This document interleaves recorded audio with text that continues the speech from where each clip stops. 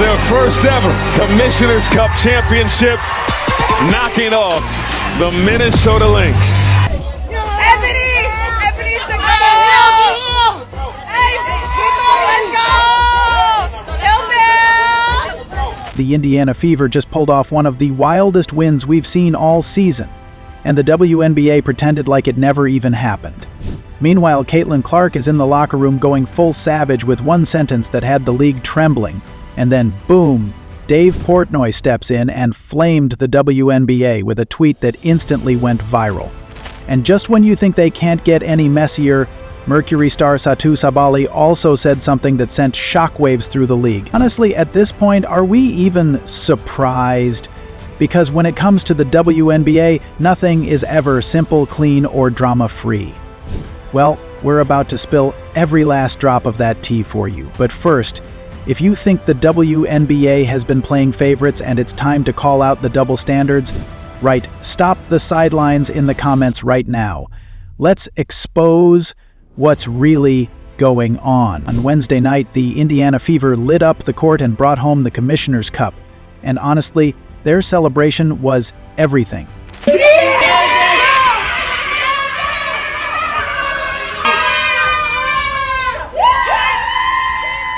There's this now viral clip from inside the locker room where Caitlin Clark drops the coldest line of the night that goes like, "Everybody in the league is sick." Everybody in the league is sick. 6 words. That's all it took.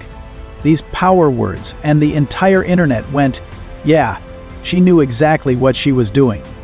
Because that win wasn't just for Indiana. It was for every fan that's been watching the WNBA pretend like Caitlin Clark doesn't exist.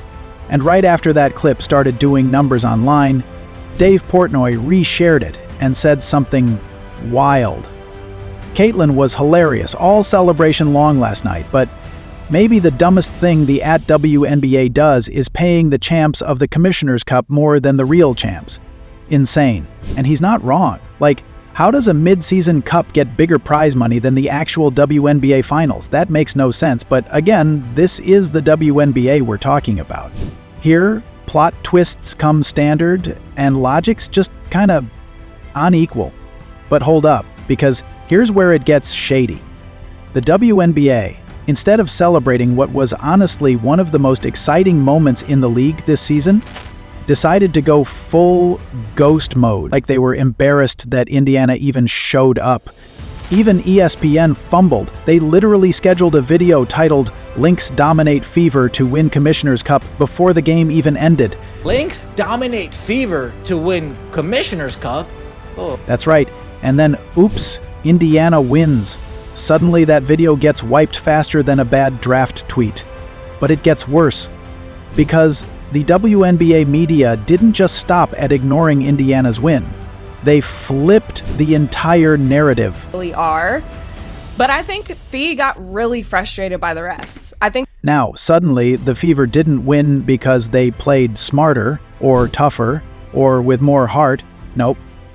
Now, the buzz throughout the WNBA media is that the Indiana Fever were too physical. Yeah, that's the storyline they're trying to run with now. Apparently, Natasha Howard playing lockdown defense and Aaliyah Boston dominating the paint is just too much for some people. Boston by Natasha Howard really started getting... I mean, come on. Are we serious? I feel like it was a little bit of that physicality and a little bit of the refs that she was battling. What do you think? Where was all this sympathy when Caitlin Clark was getting tackled like she was in the NFL every other game? When she got hip-checked, elbowed, and slammed to the floor, everyone shrugged and said that's just how it is in the WNBA. With these two, but the one thing I know about sports, you need rivalry. That's what makes people watch. They want to watch games of consequence between rivals. They don't want everybody. But now, when the Fever stand their ground, play with fire and toughness, it's suddenly a scandal? What's unfair is how this league constantly moves the goalposts, downplaying Indiana when they lose and straight up discrediting them when they win. And let's talk about that game plan. Because you know head coach Stephanie White saw all that noise, all those injuries, all the talk about how they didn't stand a chance, and said, fine, let's give them a taste of their own medicine. So, they locked down defensively, frustrated the Lynx, and flipped the game on its head with an 18-0 run that made Minnesota look like they forgot how to basketball.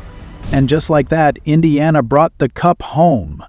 But instead of appreciating, the WNBA reporters started calling them the bullies and started whining about too much contact and mental games, as if physical play is only okay when it's not coming from Indiana. But even after all that complaining, they still had to admit it, because even the biggest haters had to say it out loud. Credit, I want to give all credit to Indiana's defense. I thought this was probably the best defensive performance we've seen from them this season. This was probably the best defensive performance we've seen from Indiana this season. Why not celebrate that? Why twist it into some dramatic Indiana went too far scandal? Why act like, and just when you thought the drama couldn't get messy, dang, Satu Sabale enters the chat. We can focus on our players in the union. We got a proposal from the league, which was honestly a slap in the face. While the league is out here throwing glitter over expansion announcements and patting itself on the back for growing the brand, players are looking around like, hello, can we fix the problems we already have first? Everyone wants to see the league grow. Phoenix Mercury forward and Women's National Basketball Players Association representative Satu Sabali even said it herself. But I love to see the league growing. I think, adding these teams in Philly and Detroit, how amazing is that the league can grow, but how... I love to see the league growing, but the way the league is handling it is super confusing. Because right after the WNBA proudly announced new teams in Cleveland, Detroit, and Philly, Sabali didn't bite her tongue. She called the league's proposal for the new CBA what it really was. We got a proposal from the league, which was honestly a slap in the face. A slap in the face. Her words, not ours. And she wasn't just being dramatic, she was being real. Because guess what? These current rosters are maxed out at 12. 12. So instead of giving teams room to sign rising stars like Ari McDonald, you've got players bouncing around on hardship contracts like it's musical chairs. Some can't even find a roster spot, and when they finally do, it's often temporary, messy, and barely sustainable. And Sabali made it crystal clear. She said that before we start handing out shiny new franchises like candy, maybe make sure the players you've already got aren't starving for minutes, resources, or real investment. But it didn't stop there. And maybe focus on the teams also that find excuses continuously to lack investment into their players before we focus on adding more to the grain of people that can't really. Breanna Stewart, a two-time WNBA champ, MVP, and literally one of the most respected names in the game, comes forward and straight up says what everyone's been thinking. This is what Breanna Stewart said. Breanna Stewart expressed frustrations after WBPA received their first CBA negotiation from the league. She said, the players are absolutely frustrated.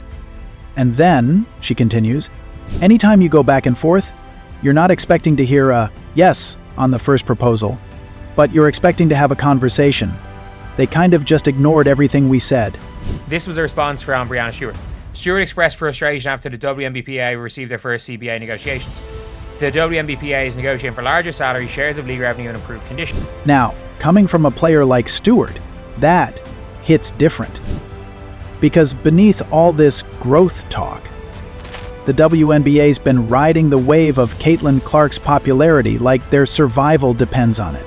Because of Caitlin Clark, the WNBA has experienced unprecedented growth that is based on an incredibly fragile foundation. They've got a new media rights deal in the works, one that could increase revenue from $60 million from 60 cents to over $270 million from 70 cents a year. Yes, you heard that right, $270 million, 0 cents. 240 is what they initially talked about. So it's 270. And while all this money is about to pour in, the players still have no government access to actually matter to them. Like roster expansion, better pay, or real family planning benefit. Kelsey Mitchell just signed a $249 0 cents thousand contract. Not bad, But when you compare that to what this league is about to earn, it's just crumbs.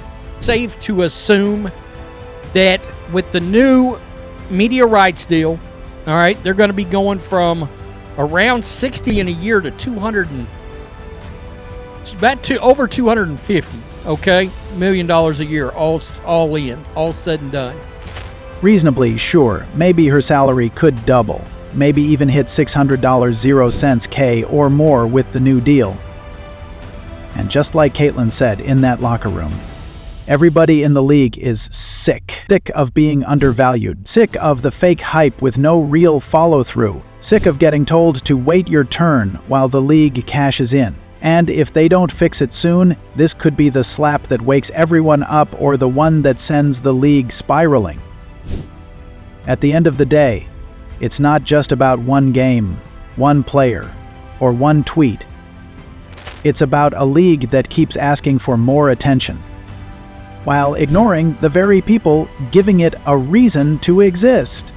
If you think it's time the WNBA stops playing favorites, write "Stop the Sidelines" in the comments below. And don't forget to like, subscribe, and turn on those notifications. You won't want to miss what's coming next.